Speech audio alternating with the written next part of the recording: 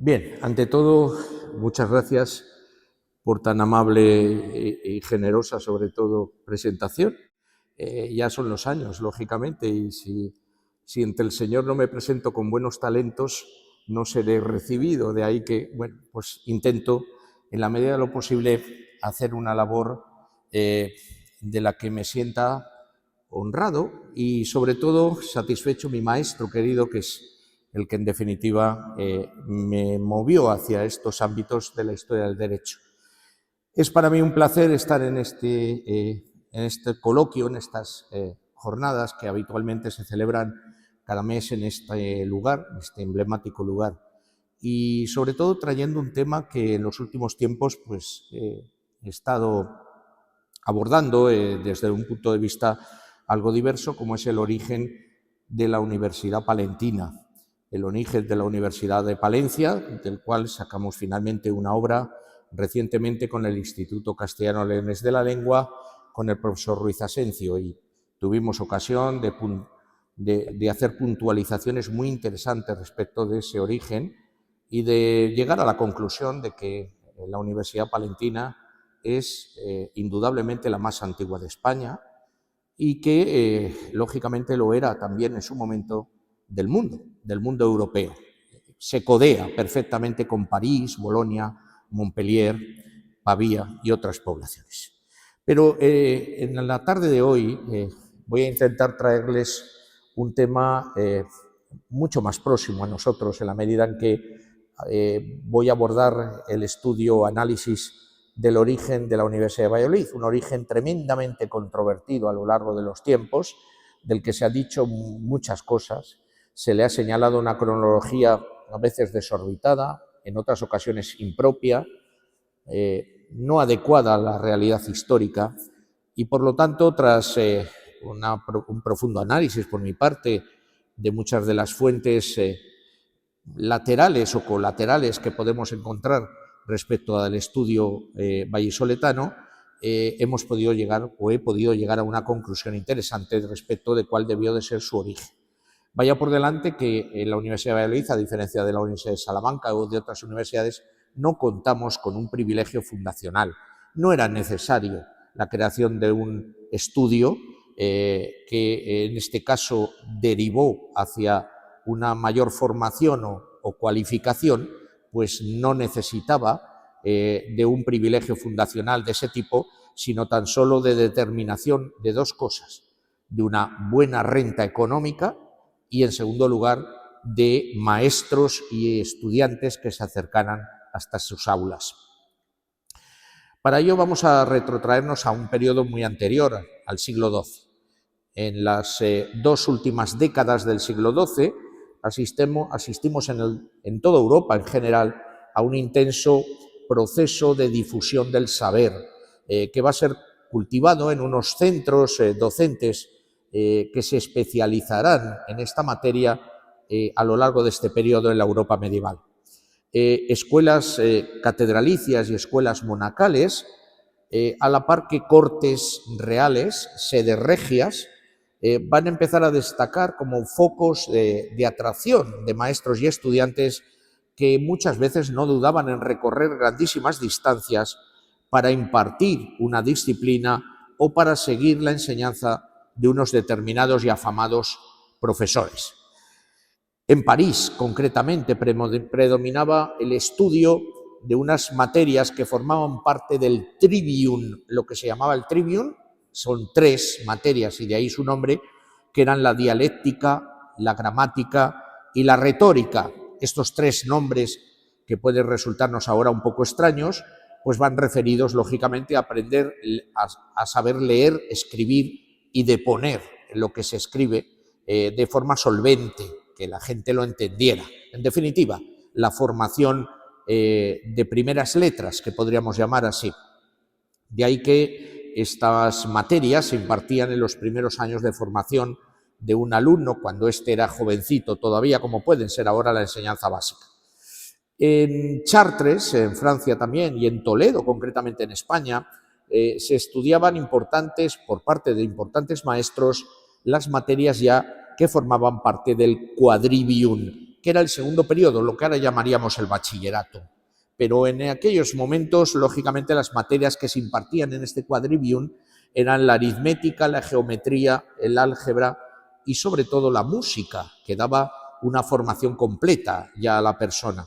Fíjense, aritmética para los números, lógicamente, la geometría para los espacios, para el estudio de las formas y de la arquitectura, el álgebra para la construcción mediante los números de fórmulas que facilitaran la aplicación práctica en muchas materias, y finalmente la música con el aprendizaje en los distintos instrumentos que hacían del hombre, lógicamente, una persona formada y que podía ser llamado a muchos lugares porque llevaba con él aquella formación que en muchas ocasiones era necesaria también.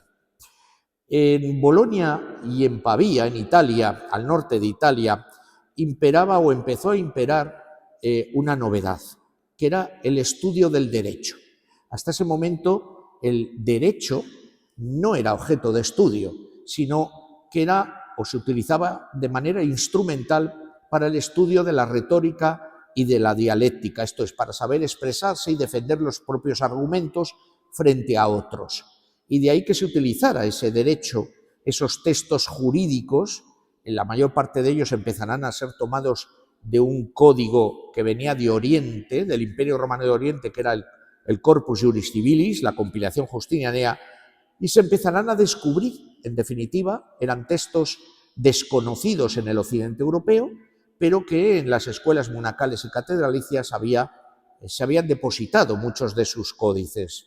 Ahí es donde surgirá el estudio profesional del derecho. Lo harán a través de los glosadores, aquellos que glosaban, ponían notas en los propios códices para entender adecuadamente un latín tremendamente cancilleresco o clásico. Por lo tanto, reyes también y grandes señores van a empezar a abrir también sus palacios y sus estancias a estos sabios, a estos poetas, muchas veces. Reyes como los reyes normandos de Sicilia, Guillermo IX, el duque de Aquitania, que fue nada menos que el padre de Leonor de Aquitania, la gran duquesa del territorio de Aquitania, uno de los más ricos de Francia y a día de hoy sigue siéndolo, en la costa que baña el Atlántico, y que fue madre nada menos que de Leonor Plantagenet, la esposa de Alfonso VIII de Castilla, una de las soberanas que juntamente con su esposo más participó en labores de gobierno y transformó Castilla sin ninguna duda. Cada vez tenemos más seguridad de su influencia en el rey Alfonso VIII de Castilla. Pero también estaba Federico I Barbarroja, que es el primer emperador del Sacro Imperio, que va a tomar conciencia de la importancia de estos centros del saber y va a otorgar una constitución, una nueva ley, la Constitución Hábita, que garantizaba a los maestros y a los estudiantes no solo la protección del emperador en su tránsito y en su actividad, sino la libertad de viajar para estudiar y, sobre todo, eximiéndoles de la jurisdicción del lugar donde se asentase el estudio. Eso era algo muy importante porque quedaban en un limbo imperial al cual se va a sumar posteriormente, como ya veremos, el propio pontífice, que finalmente se hará con el control de la enseñanza superior, de la enseñanza universitaria. Esta Constitución es de 1158.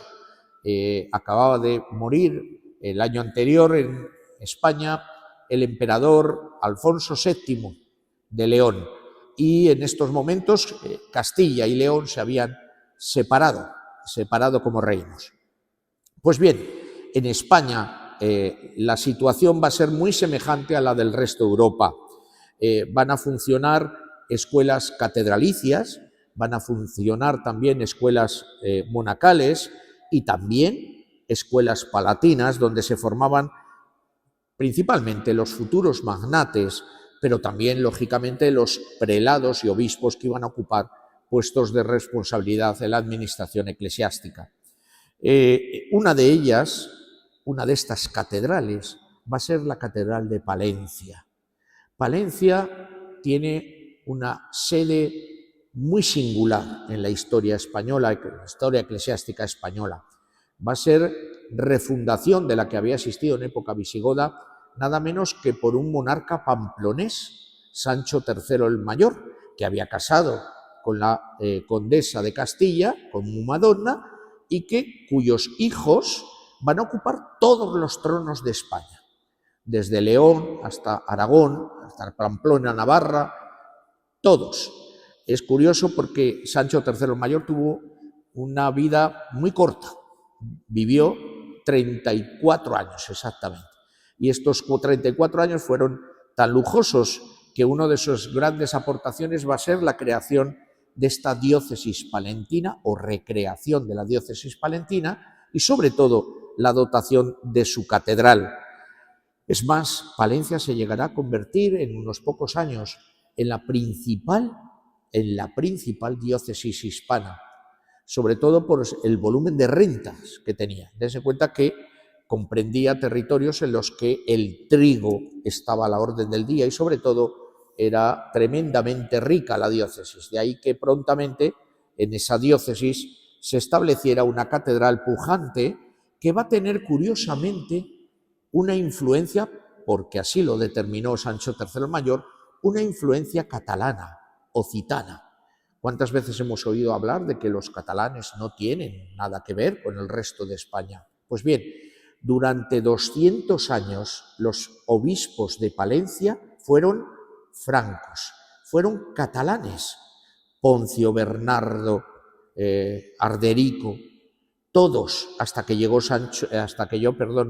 Tello de Meneses, en la que ya se cambia la óptica y pasan a ser prelados de origen oriundos de Castilla.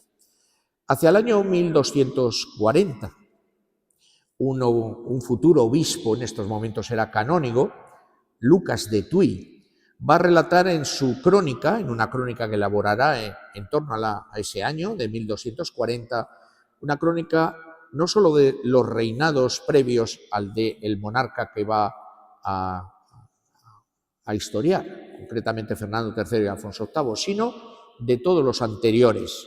Sus datos respecto del periodo que le tocó vivir, lógicamente, son tremendamente certeros.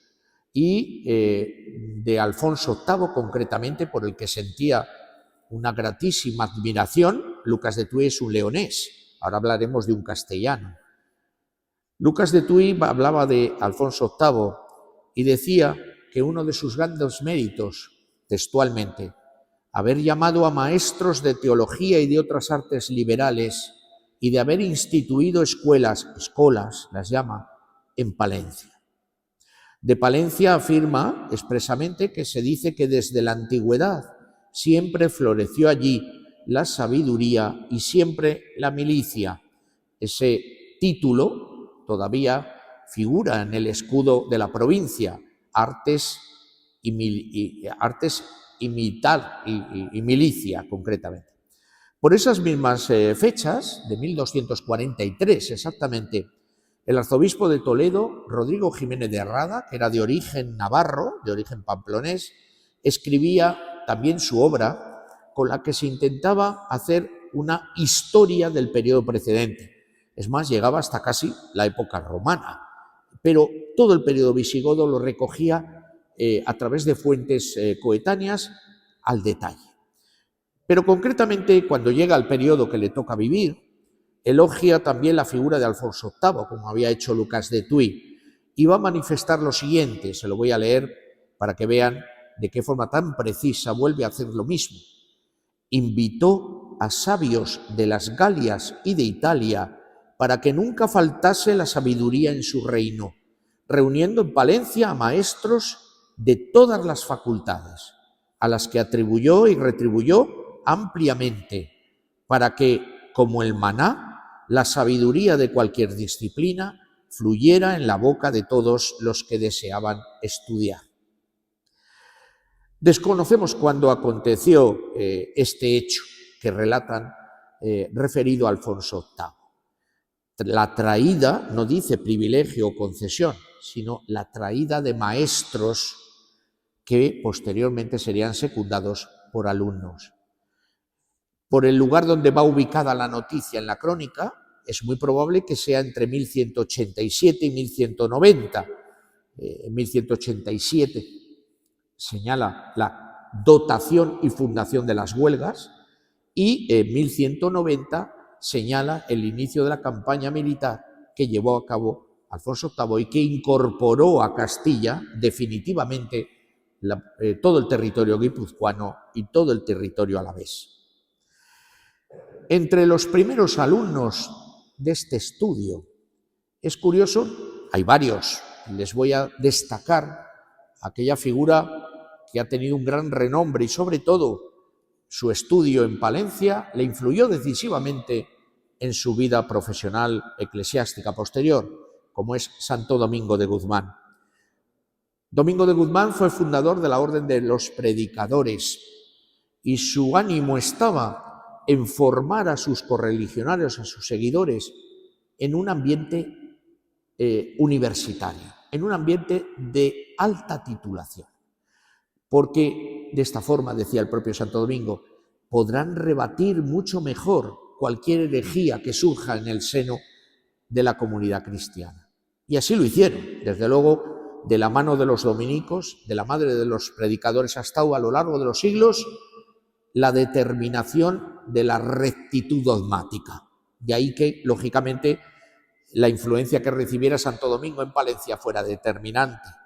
Pues según sus biógrafos, concretamente, que fueron coetáneos a él, estudió artes liberales y teología. Entonces no existía todavía como tal teología, sino que era una rama de la física, por lo que debió de estudiar efectivamente Domingo de Guzmán era filosofía. Era la filosofía platónica. Probablemente ya se había iniciado el conocimiento de la obra de Aristóteles, que va a convulsionar el concepto de la filosofía en su totalidad. Dense cuenta que se había vivido de la filosofía platónica, que era muy determinista, cerrada, muy semejante, lo digo muchas veces a mis alumnos, a lo que puede ser en la arquitectura el románico. Sin embargo, la obra aristotélica, que en un principio se declaró herética por la Iglesia, va a ser asumida posteriormente como un instrumento fundamental para la utilización de la lógica y de la escolástica, la enseñanza, hasta el punto de que uno de los principales doctores de la Iglesia sea un aristotélico, como es Santo Tomás de Aquino, otro dominico, lógicamente. En el caso concreto de Domingo de Guzmán, sabemos por sus biógrafos que en Palencia le sorprendió una hambruna, así lo cuentan, un periodo de carestía, de hambre. Tenemos noticia de este periodo de carestía recogidas en cronicones y en crónicas escritas por monjes anónimos en las guardas de muchos códices. En estas dicen expresamente, en el año 1192 se secaron los campos y hubo una gran hambruna en Castilla. Lógicamente, esto se le relata o se le dice que es propio de Domingo de Guzmán, porque él lo que hizo fue vender sus libros. Dense cuenta que en estos momentos vender un libro casi no te lo coge nadie, pero en aquellos momentos un libro tenía tanto valor, porque se hacía en pergamino, como 2 caballos, lo cual era una cuantía más que considerable. De ahí que los libros en una biblioteca fueran muy escasos y generalmente centrados en ámbitos eclesiásticos, lógicamente, como puede ser las catedrales o los monasterios. Sabemos también que en esta universidad palentina de primera hora se enseñaba Derecho. Allí sabemos que enseñó hasta el año 1193, entre 1185 y 1193 por mis estudios, el maestro italiano Ugolino de Sesso.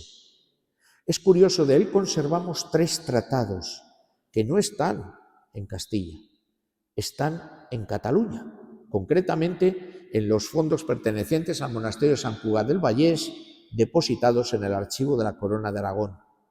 Es muy probable que a su vuelta a Italia él pasara por este monasterio y para recompensar el trato distinguido que le dieron, les cedió uno de sus libros.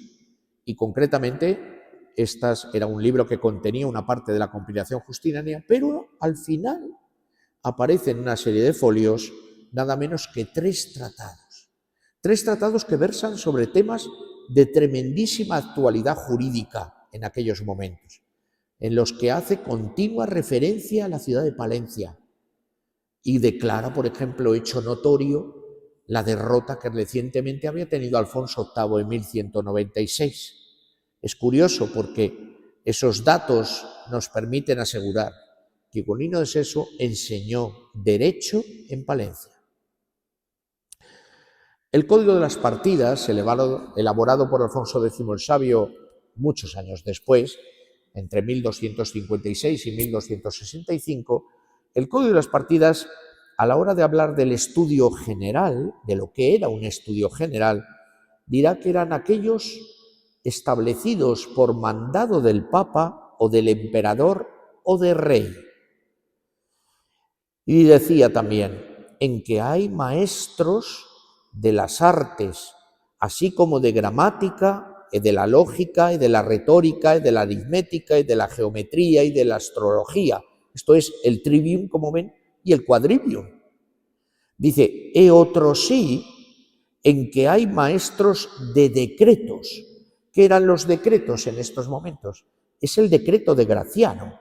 El decreto de Graciano elaborado por este monje en 1148 en Italia, que sirvió para conocer con profundidad el derecho canónico que hasta el momento se había venido acumulando. Y dice también, es señores de leyes. Las leyes en estos momentos no era cualquier norma, era la compilación justinianea, era el código de Justiniano. Por lo tanto, también en ese sentido nos está dando noticia de que se daban ambos derechos, lo que se decía en la Edad Media, utrumque ius, ambos derechos. No todo el mundo estaba preparado para estudiar ambos derechos. Generalmente se decantaban, el ambiente eclesiástico dominaba en los estudios generales iniciales, se decantaban por el derecho canónico, pero también había un estudio profundo indudablemente de las leyes.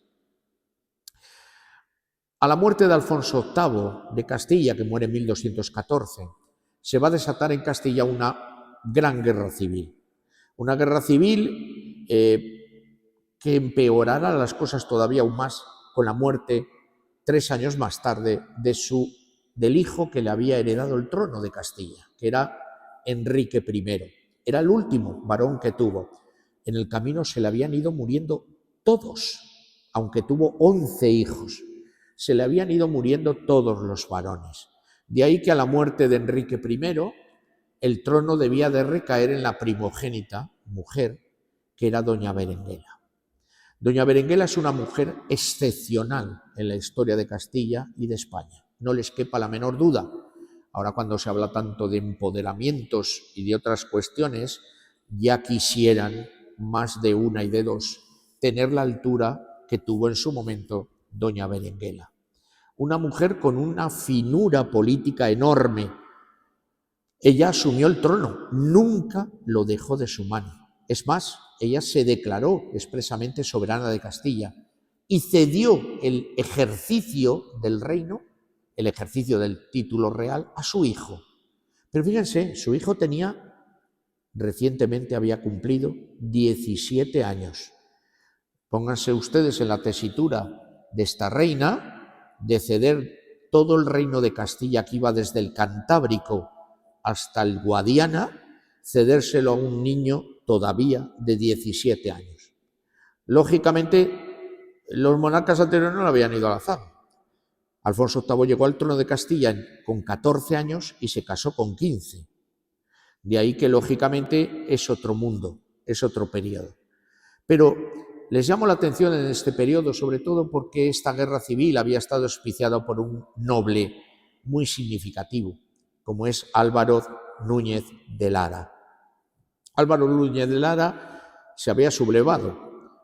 se había apropiado del rey Enrique I, había quitado la tutoría a su hermana Berenguela y se había hecho con el reino en definitiva.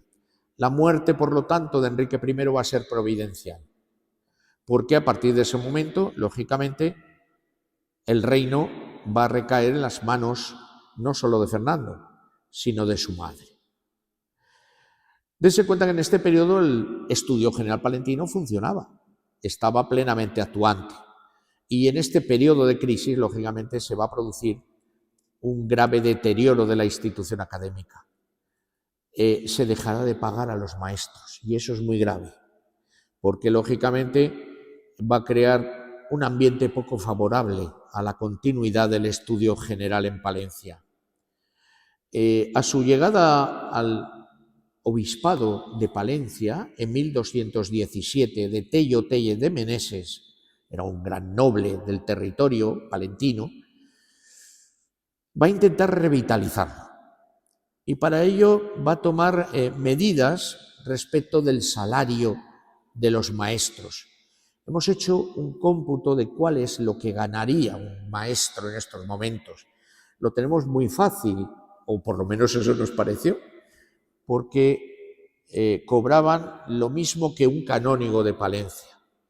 Y sabemos lo que cobraba un canónigo de Palencia en Maravedís. Curiosamente, una pieza de oro creada ex profeso por Alfonso VIII y que tenía un gramaje de oro determinado. Si multiplicamos ese gramaje de oro por el número de piezas, nos dará el total de oro que mantenían o que recibían y, lógicamente, podemos fácilmente pasarlo a las onzas actuales. Era en torno a 3.000, 3.600 euros actuales, que es una cantidad considerabilísima para la época. No podemos ponerla en la actualidad porque indudablemente que hay muchos profesores que cobran eso, pero sin ninguna duda estábamos ante una cantidad desorbitada. Por eso a Palencia llegaron cantidad de maestros de toda Europa, Odo de Sheraton, Germán el Alemán y tantos otros. De todos ellos tenemos noticia de su presencia en Palencia.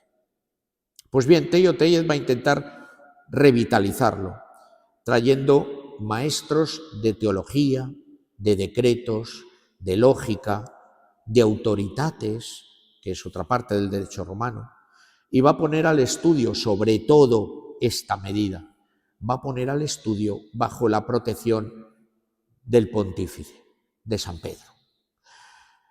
Es un cambio radical. Hasta este momento la universidad era una de esas universidades surgidas sin amparo, o si quieren, sin mediatización por parte del clero. Ahora el Papa va a decidir qué es lo que se enseña y quiénes lo enseñan. Y esta influencia pontificia se decretó expresamente a partir del famoso concilio, cuarto concilio de Letrán de 1214.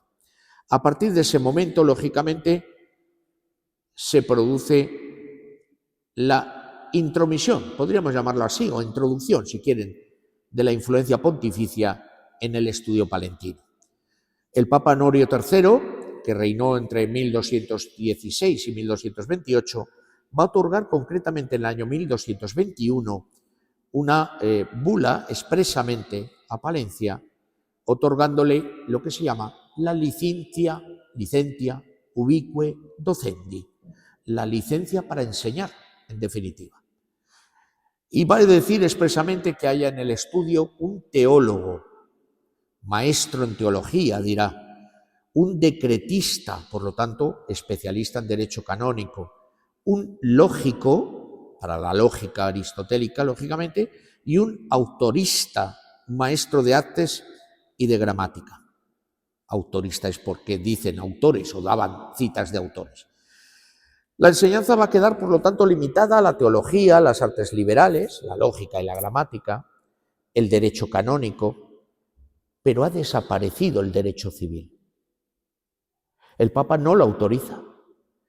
Y sí que se lo autoriza a Salamanca. Ese es otro de los graves golpes que va a recibir el estudio palentino. El dejar de enseñar derecho civil. Porque, lógicamente, Salamanca subirá en números de alumnos frente a Palencia. Por eso, tras la muerte de Tello Téllez en 1246, van a surgir enfrentamientos graves, por cuestiones económicas, sobre todo entre cabildo y obispo, y también con los vecinos. Nos han llegado noticias de cómo los vecinos se quejaban de los estudiantes. Decían que llevaban una vida licenciosa, y esto lo sabemos a ciencia cierta porque tenemos varios documentos en los que se recogen formularios de escrituras que realizaban en la diócesis de Zamora para autorizar a alumnos a venir a Palencia. Y algunas de ellas que hemos publicado son dignas de leer. Porque hay un padre, por ejemplo, que se queja se queja ante su hijo de que ha recibido información por el ayudante que tiene el hijo, de que se dedica a ir a burdeles y a estar siempre con señoras y para arriba y para abajo. O sea, como se dan cuenta, nada nuevo bajo el sol. Pero indudablemente que era una situación que al padre le causa quebranto y le dice que le corta la renta, que no le vuelve a mandar ni un duro.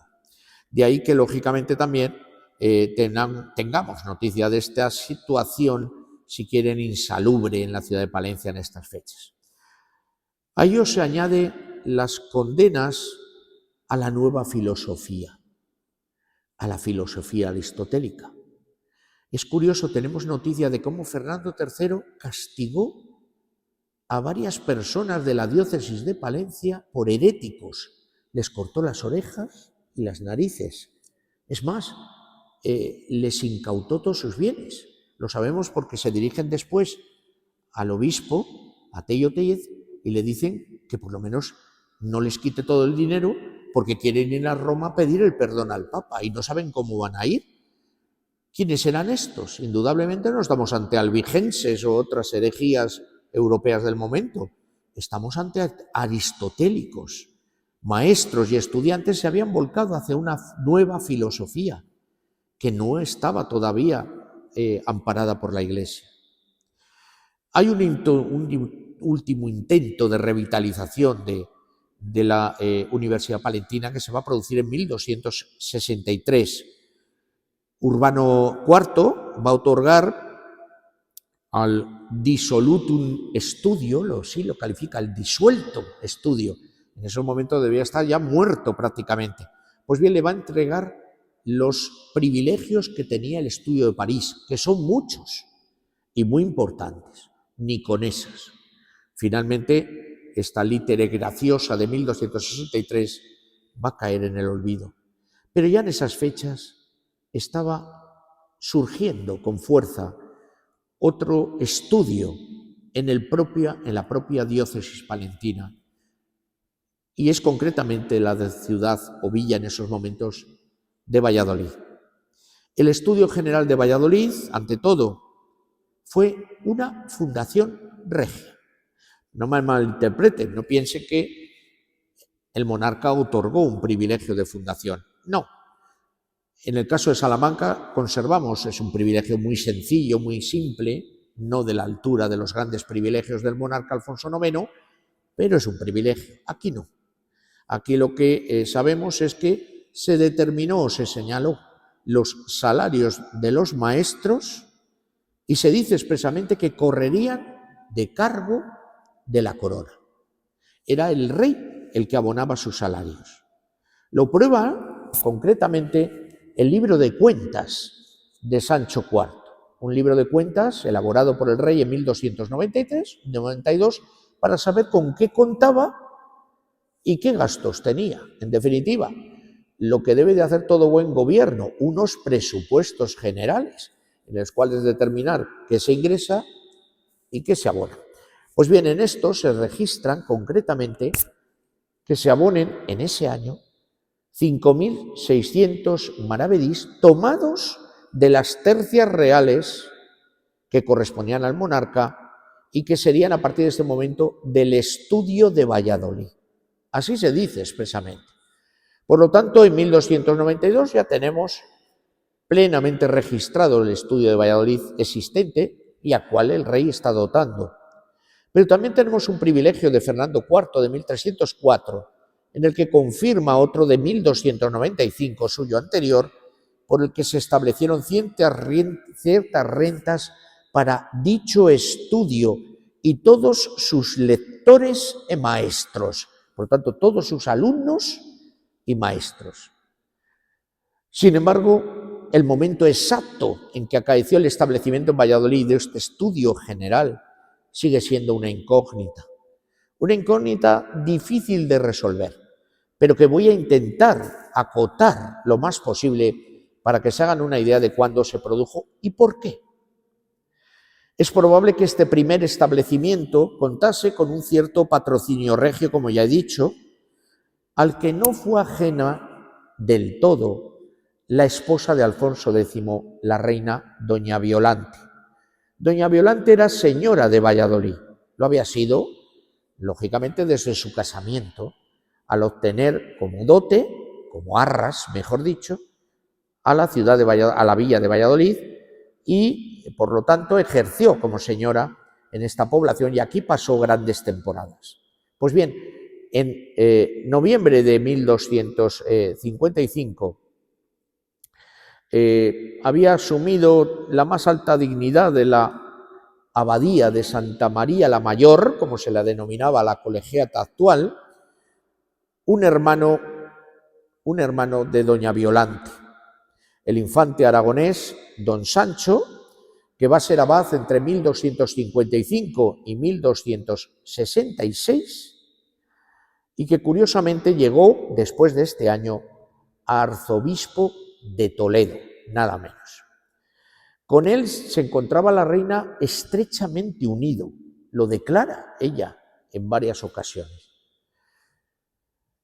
Y este personaje era de profunda formación jurídica y canónica, una formación que había obtenido en la Universidad de París y probablemente también en Bolonia, y que disponía, y esto lo sabemos a ciencia cierta, de una gran biblioteca para la época, de 72 volúmenes nada menos, que va a donar a su muerte en 1275 a la Catedral de Toledo.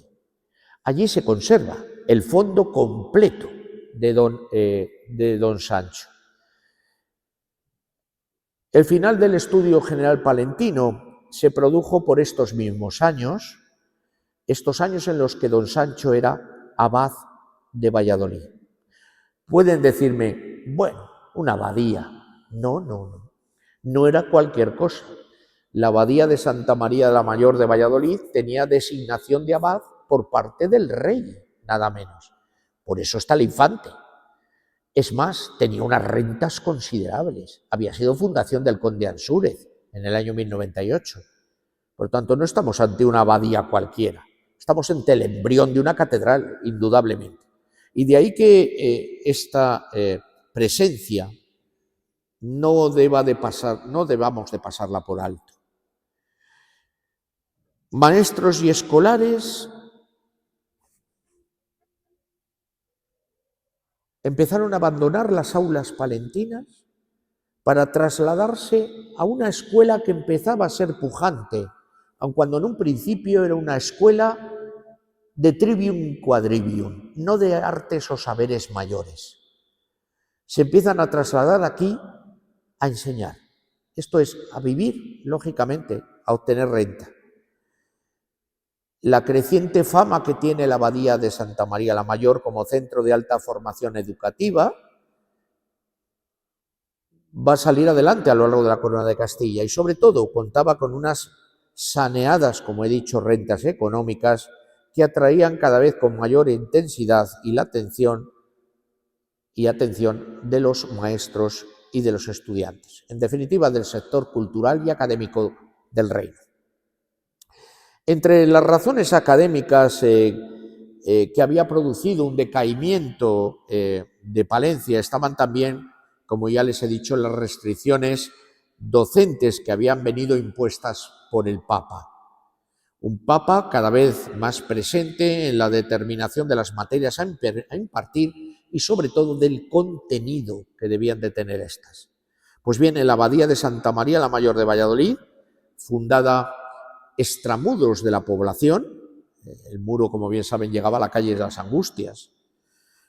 Fundada por el conde Pedro Ansúrez a fines del siglo XI, se encontraba en la ribera de uno de los ramales del río Esgueva y allí se estableció una escuela manacal donde se impartían trivium y quadrivium. Tenía cerca dos centros económicos más destacados en la villa. Uno era el barrio Franco. Y me dirán ustedes, ¿dónde estaba ese barrio Franco?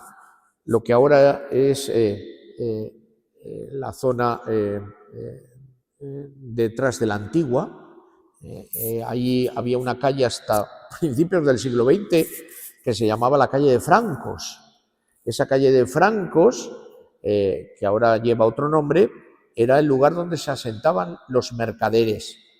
Toda esa zona se llamaba Barrio de las Cabañuelas y así se llamó mucho tiempo porque eran auténticas cabañas de arrabal. La villa estaba, lógicamente, del muro de Angustias hacia adentro, hacia la Plaza San Miguel. Estamos dentro del muro nosotros ahora. Curiosamente, aquí también se encontraba otro gran centro mercantil, como era el Azogue Viejo, así denominado. ¿Dónde estaba el Azogue Viejo? Es la actual Plaza de la Universidad. El Azogue Viejo se trasladó a mediados del siglo XIII a lo que ahora es la Plaza Mayor de Valladolid. Pero estaba extramuros. Y este también, pero este estaba más cerca de los centros de poder, de lo que era la Colegiata, lógicamente, y San Benito, donde estaba el Alcázar. De ahí que, lógicamente, esta Plaza del Azogue era un centro político, podríamos decir así, de primera magnitud. Tenemos constancia de que 3 abades de esta época, del siglo XIII, fueron, curiosamente, cancilleres del rey Alfonso VIII. Concretamente, Petrus de Cruce lo fue de Alfonso VIII, el maestro Dominicus, así de llamado, también fue con Alfonso VIII, y un tercero, que llegó a obispo de Osma, que es Juan de Osma. Juan de Osma es el autor de la Crónica Latina de los Reyes de Castilla y va a ser uno de los grandes prelados, por su formación y por su sabiduría, del rey Fernando III. Va a fallecer en 1246, el mismo año que muere Berenguela, la reina Berenguela. Juan de Osma sabemos que estudió en París, que estudió en Bolonia. Allí adquirió pericia en derecho canónico, en filosofía, en teología, en las 7 artes liberales, nada menos, y que asistió al Cuarto Concilio de Letrán de 1215, donde tomó contacto con la nueva doctrina pontificia, la influencia pontificia de control papal de la enseñanza y de los saberes en los estudios generales. Tomó posesión como abad, dando inicio a lo que se puede conocer como un gran engrandecimiento y dotación de Santa María la Mayor, entre las cuales sin ninguna duda estuvo la formación de una escuela, de un estudio. Consiguió de Fernando III, y tenemos constancia documental de ello, hasta 8 privilegios destinados al estudio y destinados a la villa de Valladolid. Pues bien, en el año 1228 convocó un concilio legatino en Valladolid, el concilio legatino de 1228, que adoptó un precepto por el que estableció que en cada iglesia catedral, hagamos por extensión a la colegiata, debiera de haber un maestro que, o maestros en plural decía, que enseñaran, que formaran al clero fundamentalmente. En Santa María la Mayor contamos con 2 abades que eran maestros, Magister Turgisius entre 1215 y 1219, el maestro Benito entre 1230 y 1241.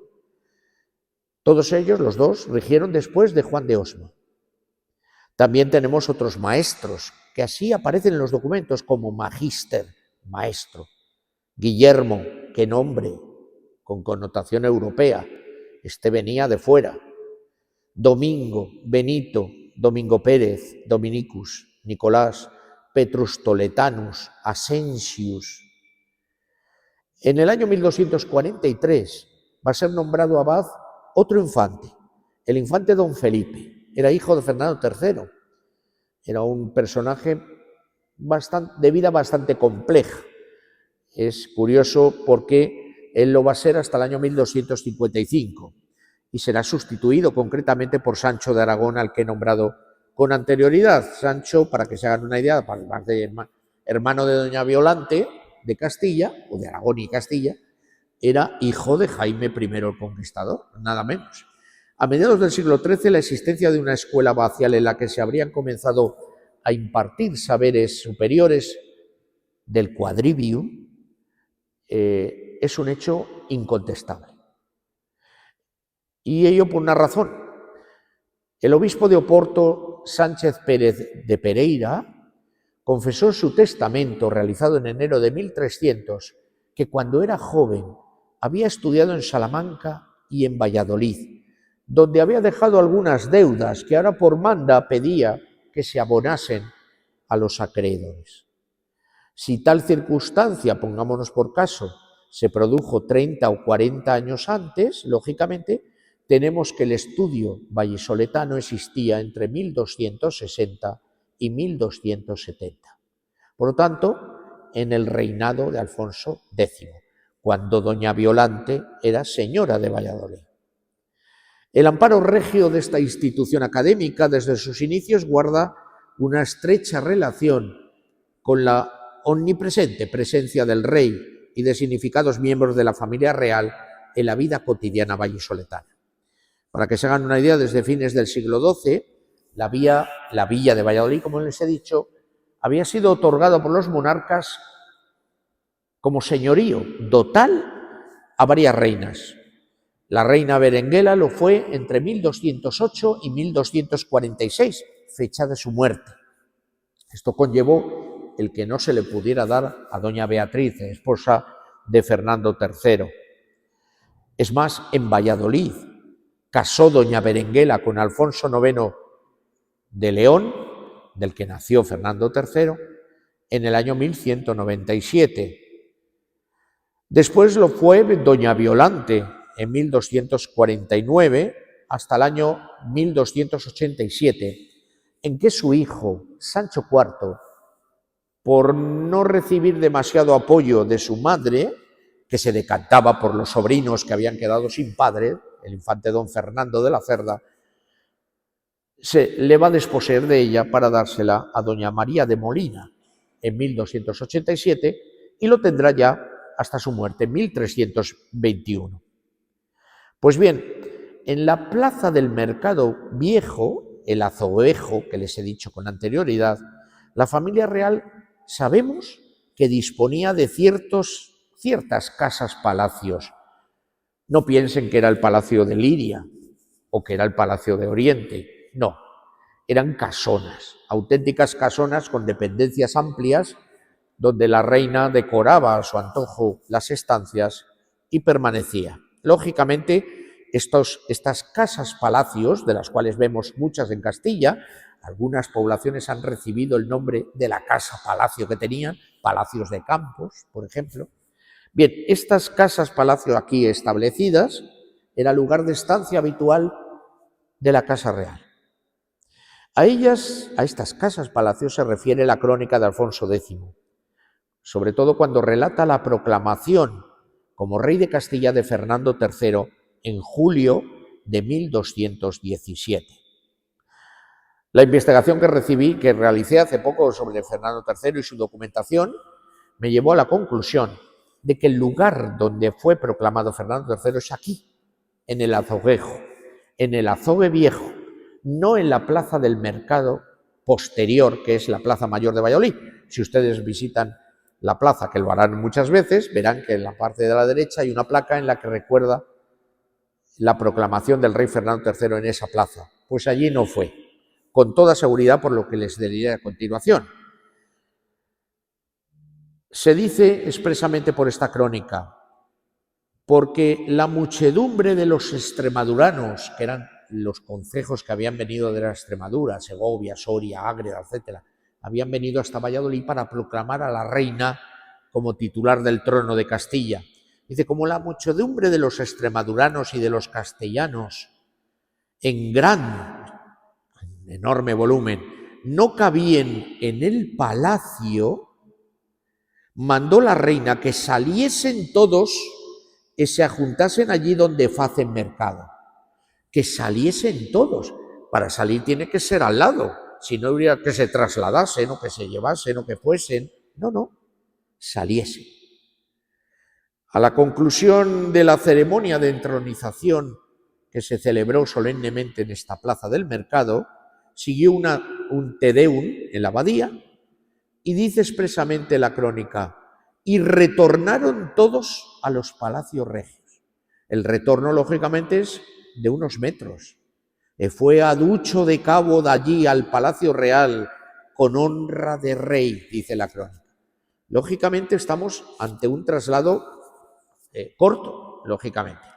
La crónica latina de los reyes de Castilla, obra de Juan de Osma, que estuvo en el acto, lógicamente, también lo recoge en unos términos muy parecidos. Dice, y así la madre, con honor y gran gozo, volvió al palacio de su padre. Por lo tanto, en la plaza del Azoguejo había un palacio regio, que se ubicaba casi con seguridad en el mismo espacio en el que ahora está la Universidad de Valladolid, el edificio antiguo. ¿Por qué he llegado a esa conclusión? Porque en fecha indeterminada, pero sin ninguna duda aconteció, la realeza entregó esas casas de palacio al estudio que empezaba.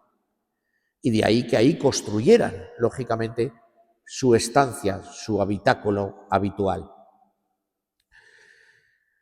Por tal razón, cuando María Molina obtuvo el señorío sobre Valladolid en 1287, no se estableció aquí, en estos palacios, sino en lo que llama el Alcázar Palacio, que estaba construyendo en el Palacio de la Madalena, lo que ahora es el monasterio de Santa María la Real a las Huelgas.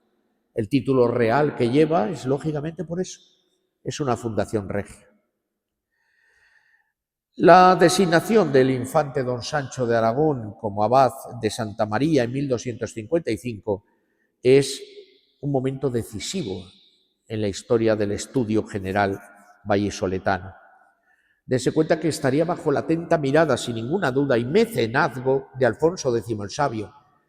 Alfonso X tuvo una especial inclinación hacia Valladolid, aunque nos sorprenda. Es más, los cronistas tradicionales de la villa ubican en el llamado Palacio de Mirabel, al lado del Pisuerga, el lugar donde el rey estableció a los juristas que elaboraron las partidas entre 1256 y 1265.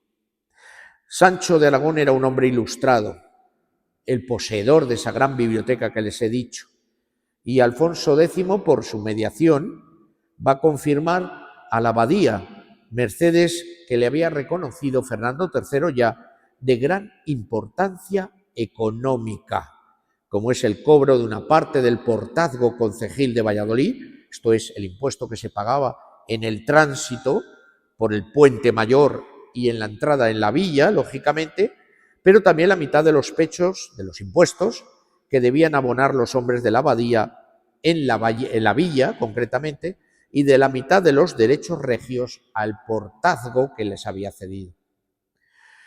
Disponemos de significativos ejemplos documentales del establecimiento en Valladolid del estudio general, en el que se impartían aquellas materias que el rey Alfonso X el Sabio exigía a un estudio general para que fuera tal. En los autos de un pleito, concretamente sobre la propiedad de unas casas junto a la plaza de San Miguel, de abril de 1200, el pleito es entre abril de 1292 y diciembre de 1293, aparecen nada menos que 2 maestros y 2 escolares, de los que se dice que ha habido, para el pleito, consello con homes buenos, sabidores de derecho. Pero es más, en el libro de cuentas que les decía antes, de 1292, se habla de esos 5.600 maravedís entregados al estudio anualmente. Y en otro privilegio muy importante, el de fundación, nada menos que del Estudio General de Alcalá, también por Sancho IV, este sí le conservamos, se dice que tengan los mismos estatutos que tiene el Estudio General de Valladolid, y el documento es de 1293. Voy concluyendo. Este es indudablemente el origen que les puedo manifestar de este estudio general. Pero hay algo más. En el pontificado de Clemente VI, que obtuvo la cátedra de Pedro entre 1342 y 1352, 10 años, se va a dictar por este papa una bula, la bula in supremo specula de 31 de julio de 1346, por la que reconocía el Estudio General de Valladolid el mecenazgo pontificio, pero también el reconocimiento de su antigüedad, dice expresamente, y de su pujante presente. Va a dotar al estudio de todas las facultades posibles, excepto la de teología, que por privilegio pontificio tenía solo en aquellas fechas el Estudio General de París, la Universidad de París. Por eso, cuando se tenía el estudio teológico en un estudio general, esta se transformaba en universitas, universidad. Estos estudios que se estudiaban en Valladolid eran gramática, lógica, retórica, aritmética, geometría, astrología, decretos y leyes. Por lo tanto, se había vuelto a permitir o autorizar en Valladolid el estudio del derecho. Va a situar este estudio, curiosamente, bajo la autoridad suprema del abad de la Colegiata de Santa María, y va a confirmar a todos los maestros y escolares todos aquellos privilegios que habían venido obteniendo en los últimos tiempos. Algunos eran muy importantes, no solo era el de que tuvieran inmunidad personal para él y sus bienes, sino también que no tuvieran obligación de recibir en su casa a miembros de la corte regia cuando ésta llegase a Valladolid, lo cual era muy importante. Imagínense que de repente le dicen, te ha tocado a 2 mayordomos del rey y les tienes que dar de comer, sustento, aposentamiento, etc. Indudablemente era un gravamen considerable. Pues bien, quedan exentos de ello. Igualmente, se conceden todas las gracias, privilegios, libertades e inmunidades de que gozaban los otros estudios generales europeos, disponiendo expresamente los grados que se impartirían en las aulas como de general reconocimiento. A partir de este momento, doctores y maestros que ocupan las cátedras van a configurar con unos tribunales a través de los cuales determinaban quiénes eran los nuevos miembros del estudio. Los solicitantes de estas cátedras pasaban por este tribunal, pero también los que debían y querían obtener una graduación, ser grado, obtener una licencia, lógicamente, que les permitiera ejercer la profesión. Desde el punto de vista económico, se concedieron por el Papa, por espacio de 6 años, nada menos que 2/3 de las tercias de fábrica de la diócesis palentina. ¿Qué significaba esto? Que todo lo que se destinaba, tomado de los diezmos que la Iglesia cobraba anualmente, el tercio destinado a la fábrica, esto es a construir la nueva catedral, a arreglar la iglesia de tal sitio o a construir la otra, se destinaba al estudio vallisoletano. Por lo tanto, dejaban de construir, en definitiva. También se va a otorgar una autorización por 6 años también a todos sus miembros a seguir percibiendo el beneficio de que dispusiesen en sus lugares de origen. Esto es muy importante, porque la mayor parte de ellos eran presbíteros, eran sacerdotes ejercientes en una parroquia. Por lo tanto, lo que hacían era, para venir al estudio, la abandonaban. Y si la abandonaban, no cobraban. No se les pagaba la renta diocesana. De ahí que la concesión es muy importante, porque lo que hace es exonerar de la pérdida de esa cantidad al estudiante que, siendo presbítero, dejaba su parroquia. El rey Enrique III va a ser el gran monarca benefactor, junto con Juan II, de la Universidad Vallisoletana. Si ustedes se fijan en la portada de la Universidad del siglo XVIII, de 1714, que es cuando se construye esa parte, verán que hay 4 monarcas. Al primero le llaman Alfonso VIII, dice erexit, la erigió. No es cierto, pero era la tradición de que Palencia se había trasladado a Valladolid. El segundo que aparece es Enrique III. El tercero es Juan II, padre de Isabel la Católica. Y el cuarto y último, Felipe II, que le otorgó en 1598 la jurisdicción, el poder tener jueces propios. Un gran avance, si quieren, en el establecimiento del estudio. Pues bien, Enrique III va a otorgar varios privilegios por los que exoneraba nuevamente del hospedaje, como les he dicho, a estudiantes y a maestros, y les va a confirmar esa exención tributaria a maestros y estudiantes que se les había otorgado anteriormente. Pero lo importante, creó 7 nuevas cátedras. Estamos en el año 1404 y aumentaba con ello, lógicamente, las ya existentes.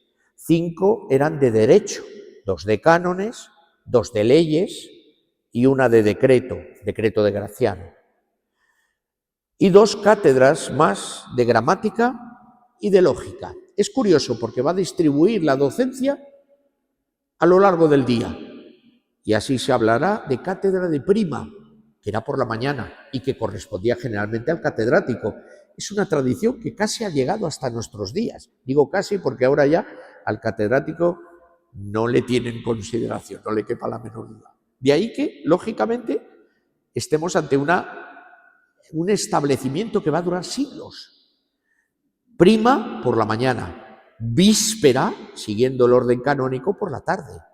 Y había otra que era la tercia, la hora tercia, que era mediodía, a mitad de mañana. Pero la habitual era la de prima y la de víspera. Y uno tenía la cátedra de prima de decreto o prima de víspera, indudablemente. Las cátedras del estudio, por ejemplo, en 1404 eran ya 10. 2 cátedras de prima de cánones y leyes, que tenían una asignación de 4.000 maravedís cada docente. Se les pagaba por año, esto es, a la conclusión del curso académico. Eso es otra cosa que hemos determinado a través del estudio de la de Palencia, que el curso académico que tenemos ahora es exactamente el mismo que tenían en Palencia. Decían, desde San Lucas, 18 de octubre, hasta San Juan, 24 de junio. Es curioso. Permaneció en el tiempo, de tal forma que 18 de octubre era la fecha habitual. Yo me ocurrió de empezar la vida universitaria. Ahora empezamos el día 1, casi antes que los niños de párvulo, pero bueno, la historia es otra cosa. 2 cátedras de vísperas de cánones y leyes, como les he dicho, con un salario menor, era por la tarde, y generalmente lo daba el lector. Esto es lo que llamaríamos el contratado laboral o el ayudante. Una cátedra de tercia, a mitad de mañana, como les he dicho, que es en la que se explicaba decreto, que tenía una asignación de 3.000 maravedís. Una cátedra de gramática con un salario la mitad, de 1.500 maravedís. Una cátedra de lógica, una cátedra nueva de teología, que tenía un salario de 2.500 maravedís, y de la que se va a encargar a un predicador, Fray Alonso. Una cátedra de filosofía, con una retribución de 1.000 maravedís. Y finalmente, la novedad, una cátedra de física o medicina. Los cirujanos y los físicos eran los médicos del momento. La medicina, como se puede imaginar, vive de todos los escritos griegos y romanos. La medicina no va a tener entidad hasta principios del siglo XX. Hasta ese momento eran cataplasmas, sangrías, eran cosas, pero en este lugar se aprendía a hacer fórmulas que sanaban en muchas ocasiones, en otras no. Y esta cátedra de física o medicina es la primera de España, 1404. Conservamos el privilegio, lógicamente, y tendrá un sueldo de 1.500 maravedís. Finalmente, y ya concluyo, bajo el pontificado del Papa Martín V, por una bula de 1418, el Estudio General de Valladolid alcanzó ya el título de universidad. Se le había dotado de cátedra de teología. Decía expresamente, secundum cursus statuta et consuetudines, según las costumbres en los estatutos y el curso. Era exactamente la misma que la que tenía París, exactamente la misma. Y su ejercicio se va a confiar en calidad de decano, como ya les he dicho, a un dominico, a Fray Luis de Valladolid. Se va a completar el cuadro de facultades, que quedarán en 4. La Facultad de Derecho Civil, la Facultad de Derecho Canónico, la Facultad de Medicina y la Facultad de Artes. Artes que se transformará con el tiempo lo que conocemos como Filosofía y Letras o alguna más. Pero fíjense, Derecho Civil y Derecho Canónico se establecían en el claustro primero de la calle Librería de la Universidad de Valladolid. En la actualidad no verán ustedes ni un vestigio de ello, pero hemos conservado fotos hasta 1919. Tenía pensado proyectarles a ustedes un PowerPoint en la que se veía perfectamente, pero fíjense, estas 4 facultades estuvieron vigentes en la Universidad de Valladolid hasta el año 1973. No tuvo variación desde la Edad Media. Artes es la única que cambió el nombre en 1917 por la de Filosofía y Letras, pero lo demás igual, salvo la incorporación de 2 escuelas, Ingeniería y Arquitectura, lo demás era exactamente igual. El abad de la colegiata seguía vinculado al estudio, era el canciller del estudio, un puesto muy importante porque controlaba la gestión, las titulaciones y todo el estudio, prácticamente en su totalidad. Dense cuenta que la obtención de grados universitarios, esto es el título de doctor y el título de licenciado y de bachiller, se obtenían en la capilla de San Llorente de la colegiata de Santa María la Mayor. Y allí estuvo el tribunal, o se reunía el tribunal, hasta el siglo XVI, hasta bien entrado el XVI, en que se trasladó al paraninfo del edificio antiguo de la Universidad de Valladolid. Es curioso porque estar en esa capilla preparando la defensa de la tesis significaba estar en capilla, un término que ha llegado hasta nuestros días. Bien, con esto concluyo, espero no haberles aburrido demasiado, o por lo menos he intentado el hacerles asequible un tema bastante complejo, pero que creo haya podido quedar lo suficientemente claro. Muchas gracias.